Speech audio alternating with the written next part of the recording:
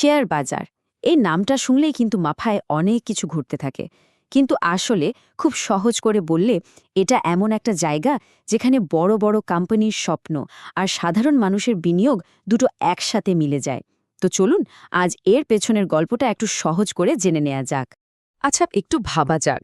একটা কোম্পানি যখন বড় হতে চায়, পুরো দেশ জুড়ে তার ব্যবসা ছড়াতে চায়, তখন তো অনেক টাকার দরকার হয়, তাই না? কিন্তু সওয়ালটা হলো, এত টাকা আসবে কোত্থেকে? এই পুরো ব্যাপারটা বুঝতে চলুন একটা কাল্পনিক কোম্পানির গল্প শোনা যাক। ধরা যাক কোম্পানিটার নাম দেশি টেক। কোম্পানিটা বেশ ভালো চলছে, আর তাদের এখন একটাই স্বপ্ন, সারা বাংলাদেশে নিজেদের ব্যবসা ছড়িয়ে দেওয়া। আর এই স্বপ্নটা সত্যি করতে তাদের দরকার ঠিক 10 কোটি টাকা। অঙ্কটা কিন্তু বিশাল। এখন দেশি টেকের সামনে পথ মোটামুটি দুটো। এক, চড়া সুদে ব্যাংক থেকে লোন নেওয়া, যেটা কিনা পরে একটা বড় বোঝা হয়ে যেতে পারে। অথবা 2, টাকা তোলার জন্য একদম অন্যরকম কোনো উপায় খুঁজে বের করা। আর ঠিক এখানে শেয়ার বাজারের আইডিয়াটা চলে আসে। দেশি টেক ঠিক করল তারা কোনো লোন নেবে না, বরং তাদের কোম্পানির মালিকানার ছোট ছোট অংশ সাধারণ মানুষের কাছে বিক্রি করে দেবে। দারুণ একটা আইডিয়া, তাই না? কোম্পানির মালিকানার এই যে এক একটা ছোট্ট ছোট্ট অংশ, এগুলোকেই বলা হয় শেয়ার। ব্যাপারটা অনেকটা একটা বড় কেকের মতো ভাবা যায়। একটা কেক কি যেমন অনেকগুলো ছোট্ট ছোট্ট টুকরো করা হয়, শেয়ারও ঠিক তেমনি একটা কোম্পানির মালিকানার এক একটা টুকরো।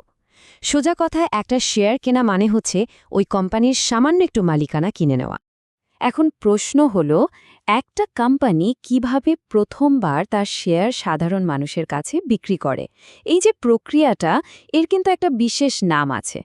একে বলা হয় আইপিও, মানে ইনিশিয়াল পাবলিক অফারিং।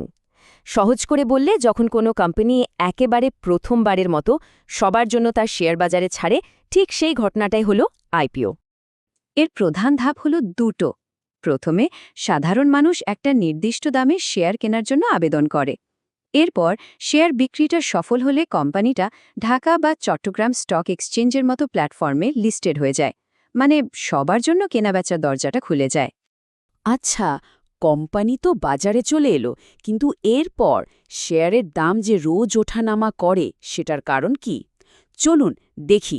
এখানে মজার ব্যাপার হলো, একবার শেয়ার বাজারে আসার পর এই কেনাবেচায় কিন্তু কোম্পানি সরাসরি জড়িত থাকে না। ট্রেডিংটা হয় বিনিয়োগকারীদের নিজেদের মধ্যে। একজন বিক্রি করছে তো আরেকজন কিনছে। আর দামটা, ওটা পুরোপুরি নির্ভর করে চাহিদা আর যোগানের একদম সহজ একটা নিয়মের ওপর। যেমন ধরুন, দেশি টেক খুব ভালো লাভ করল, তখন কি হবে? সবাই এর শেয়ার কিনতে চাইবে, ফলে চাহিদা বেড়ে গিয়ে দামও তরতর করে ওপরে উঠবে। আবার উল্টোটা ভাবুন, যদি কোম্পানি লোকসান করে, তখন অনেকে শেয়ার বিক্রি করতে চাইবে, আর বাজারে যোগান বেড়ে যাওয়ায় দামটাও কমে যাবে। সিম্পল। এত কেনাবেচা, দামের এই যে ওঠানামা, এই সবকিছুর মধ্যে একজন বিনিয়োগকারী হিসাবে লাভটা ঠিক কিভাবে হয়? শেয়ার বাজার থেকে লাভ করার মূলত দুটো রাস্তা আছে। একটা হলো ডিভিডেন্ড, আর অন্যটা হলো ক্যাপিটাল গেইন। চলুন দুটোই একটু সহজে বুঝে নিই। ডিভিডেন্ড হলো সোজা কথায় কোম্পানির লাভের ভাগ।